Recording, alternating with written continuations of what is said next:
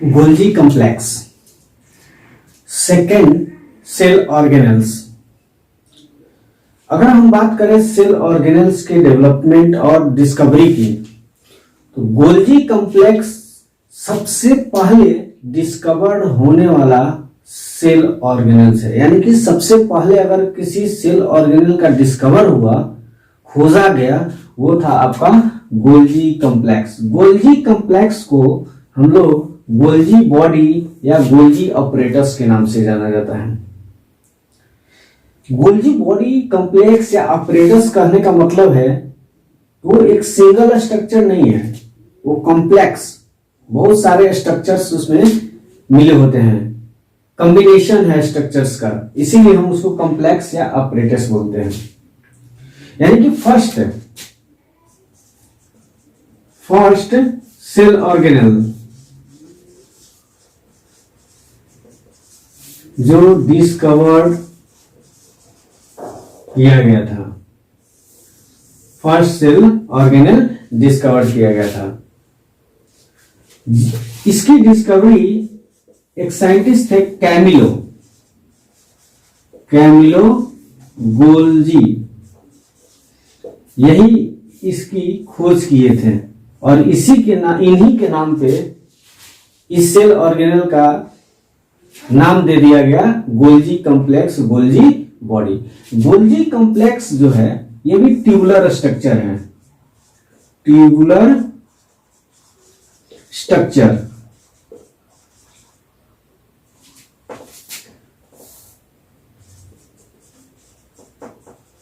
Tubular structure, अगर structure की बात की जाए तो हम इस तरह से स्ट्रक्चर इसका हम देखेंगे।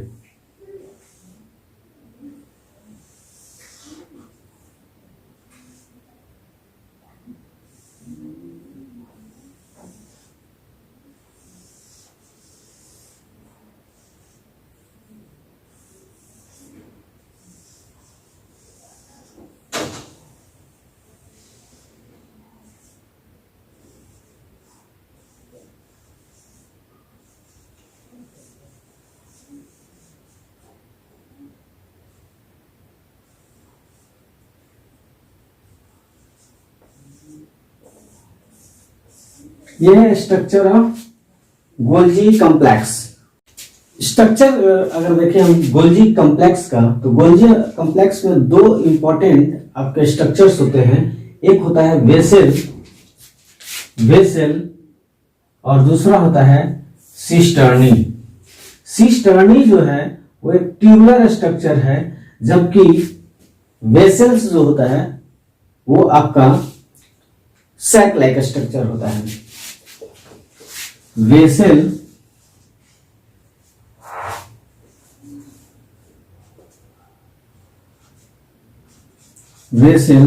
सैक लाइक स्ट्रक्चर, जबकि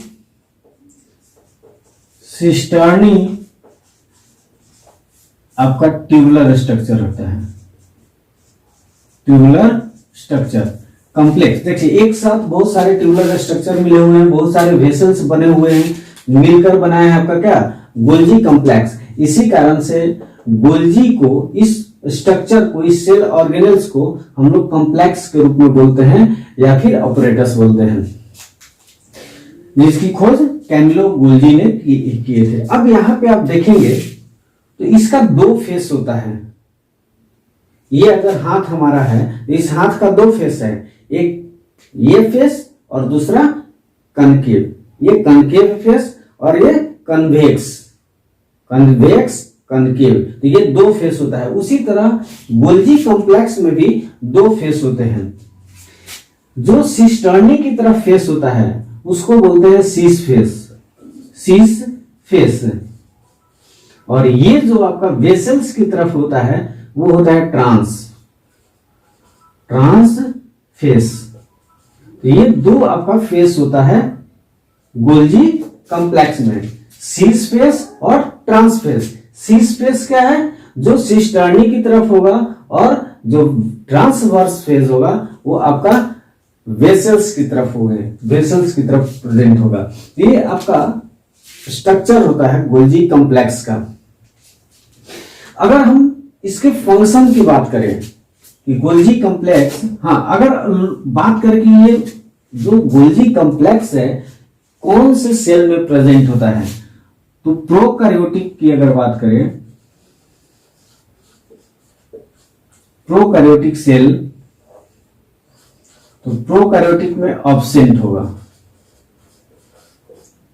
साथ ही यूकैरियोटिक जो होते हैं, यूकैरियोटिक सेल वहां आपका प्रेजेंट होगा, जिसमें दोनों ही आएंगे, प्लांट और animal cell, plant animal, animal cell.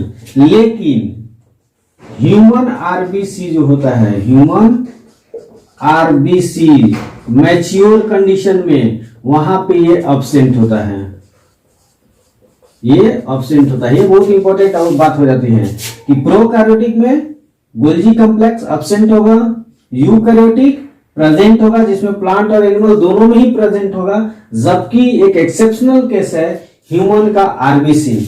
हम बात बार बार हर बार बताते हैं आप लोग को कि जो ह्यूमन आरबीसी है वो मैच्योर कंडीशन में सारे सेल ऑर्गेनेल्स को, यहां तक कि न्यूक्लियस भी उसमें से डिसअपियर हो जाते हैं, खत्म हो जाते हैं।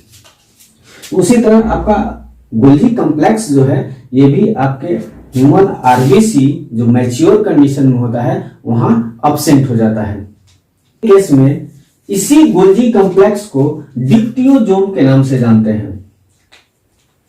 यहां पे हम एक पॉइंट लिखते हैं, in plant Golgi complex is known as dictyosome, यानी कि ये आपका प्लांट की कंडीशन में जब ये गोल्जी कॉम्प्लेक्स, एनिमल के कंपैरिजन में ये कॉम्प्लेक्स में सीस और ट्रांस जो आप देख रहे हैं वो थोड़ी सी आपका ब्रॉड एरिया कवर करेगा, जबकि प्लांट में सिंगल रूप में प्रेजेंट होता है, सिंगल से स्टैंडिंग के रूप में प्रेजेंट है, एक सिंगल। तो उस कंडीशन में उसको क्या बोल दिया जाता है, डिक्टियोजोम। बहुत इंपॉर्टेंट पॉइंट आता है कि डिक्टियोजोम, इन डिक्टियोजोम और गोल्जी कॉम्प्लेक्स, एनिमल सेल में गोल्जी कॉम्प्लेक्स जबकि प्लांट सेल में डिक्टियोजोम, ये कंडीशन होता है। अब बात कर लेते हैं इसके फंक्शन।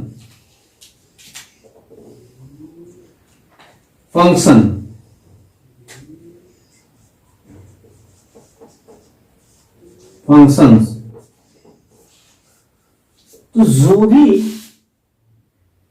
प्रोटीन का सिंथेसिस इंडोप्लाज्मिक रेटिकुलम के रफ सरफेस से होता है, उस प्रोटीन और लिपिड का सिंथेसिस किसके द्वारा होता है, इंडोप्लाज्मिक रेटिकुलम के द्वारा। तो वो प्रोटीन और लिपिड का सिंथेसिस होने के बाद जो फाइनल पैकेजिंग होता है, यानी कि उसको फंक्शनल रूप दिया जाता है, वो आपके गोल्जी कॉम्प्लेक्स के द्वारा होता है।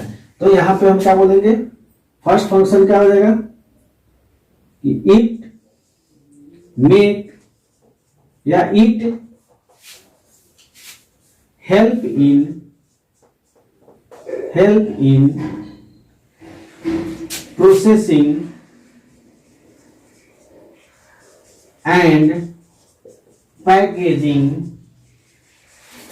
Of protein and lipid.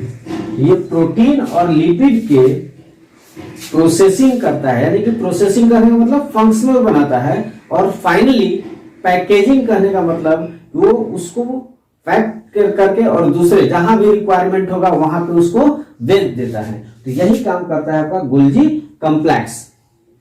साथ ही साथ गोल्जी कॉम्प्लेक्स जो होता है वो सेक्रेशन में भी हेल्प करता है। जहां भी एंजाइम, हार्मोन या ग्लैंड्स के रूप में फंक्शनल करना होगा, ग्लैंड्स क्या करते हैं, हार्मोन सेक्रेट करते हैं, एंजाइम सेक्रेट करते हैं, केमिकल्स सेक्रेट करते हैं। तो जो भी सेक्रेशन करने की बात आएगी वहां पे कौन इन्वॉल्व होगा, Golgi complex.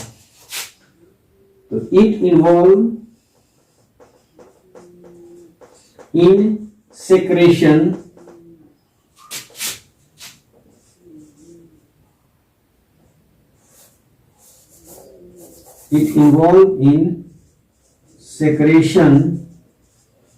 of hormone, enzyme and other chemical.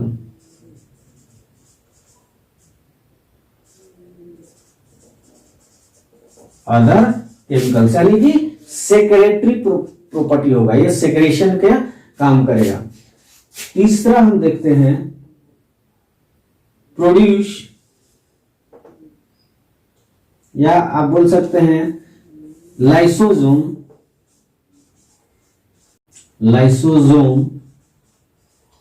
formed by the Golgi body.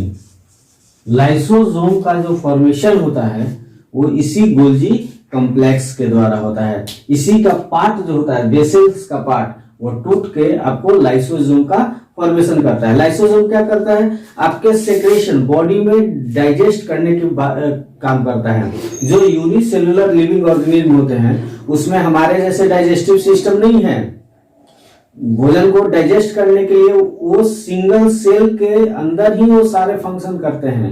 तो वहां पे एक सैक लाइक स्ट्रक्चर का फॉर्मेशन होता है और वो सैक लाइक स्ट्रक्चर लाइसोसोम कहा जाता है और उसी के अंदर फूड का डाइजेशन होता है। और डाइजेशन होगा तो वो केमिकल के द्वारा होगा और वो केमिकल किसके द्वारा सेक्रेटरी होगा, लाइसोसोम का पार्ट होगा, गोल्जी कॉम्प्लेक्स का पार्ट होगा। तो ये आपका लाइसोसोम का फॉर्मेशन इसी गोल्जी कॉम्प्लेक्स के द्वारा होता है। Sometimes this Golgi complex also help in repairing and formation of membrane. Sometimes it involve in repair and formation of membrane